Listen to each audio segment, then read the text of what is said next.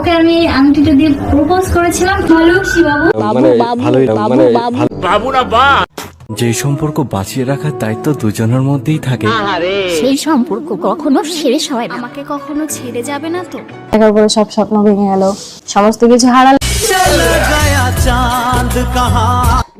Hello guys, welcome back to my channel. আমি বিচ্ছু ছেলে। তো আশা করি ভিডিও থাম্বনেল দেখে তোমরা বুঝতে পেরেছো নিশ্চয়ই কি ভিডিও হতে চলেছে। তো চলো বেশি ভাট না বকে শুরু করা যাক, লেটস গো।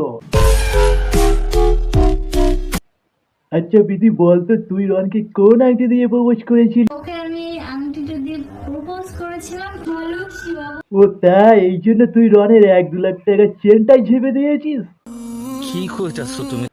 আরে পিতি, আমি বলছি না, রন বলছে। সোনার লাখ দুয়েকের যে চেনটা দিয়েছিল সেটা তাহলে বংরন দিয়েছিল। আরে লে বাড়া, এ বলছে আমি আংটি দিয়েছি, ও বলছে বাড়া আমি সোনার চেন দিয়েছি। বাড়া কার কথা বিশ্বাস করব?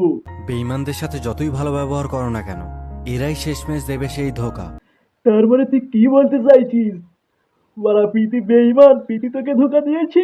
আমার তো মনে হয় তুই প্রীতিকে কোনো খারাপ কথা বলেছিস। আমার রক্ত ওই কথা বলে না, আমার রক্ত খুব ভালো। ও আচ্ছা, তাহলে তুই কি বলতে চাইছিস? প্রীতির রক্ত খারাপ আর তোর রক্ত ভালো? তোর রক্ত এতই ভালো ওই জন্য তোর দিদি তোকে বটি নিয়ে মারতে এসেছিল? আগেও মেরেছে, এরম আগেও আমায় মেরেছে। কিন্তু কয়েকদিন তোমরা লাইফস্টাইলের ভিডিও দেখতে পাবেন। কেন বাড়া, তুই কি গরু চড়াতে যাবি নাকি? কারণ বংরন অনেক আগেই মারা গেছে। তাহলে তুই কে? আমি এখন বাপন বিশ্বাস। Congratulation. Hey guys, welcome back to our channel. আমি বাপন আর তোমরা দেখছো বাপন বিশ্বাসের লাইফস্টাইল। তুই কি বাড়া পাতা টাতা টানিস নাকি? সত্যি কথা বলতো। যাকে চিনতে জানতে তোমাদের আরো অনেকটা সময় লাগে। চিনতে পেরেছি, তোর দিদি তোকে বটি নিয়ে তাড়া করেছিল না?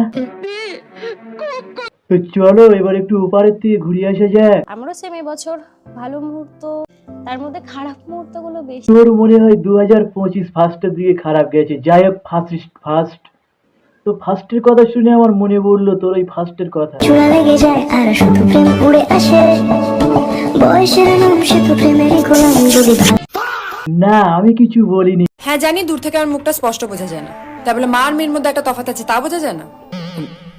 এই তোমার চোখে কোনো ডিফেক্ট নেই তো? আরে বলতে না বলতে মালটা আবার চলে এসছে। তুমি প্রীতির সাথে আবার মিলে যাও, ভাইরাল হওয়ার সুযোগ পেয়েছিস রে। যাই হোক, যখনই প্রীতি আর রনের মধ্যে কোনো ছোটখাটো ঝামেলা হয় তখনই এই মালটা পথ গলাতে চলে আসে। অনেক দিদি ভাই অনেকে কমেন্ট করেছে, গালাগালি দিয়ে কথা বলেছে আমাকে। তো মায়ের বয়সী মানুষরাও আমাকে উল্টো পাল্টা বলেছে। তাহলে বোঝ তোর চৈত্রও কতটা ভালো। মা দিদির বয়সের মেয়েরা তোকে খিস্তি করছে। তো এসব দেখে আমার একটাই কবিতা মনে পড়ছে, আজকালকার ভালোবাসা বাউলা গাছে পোঁত ঘষা।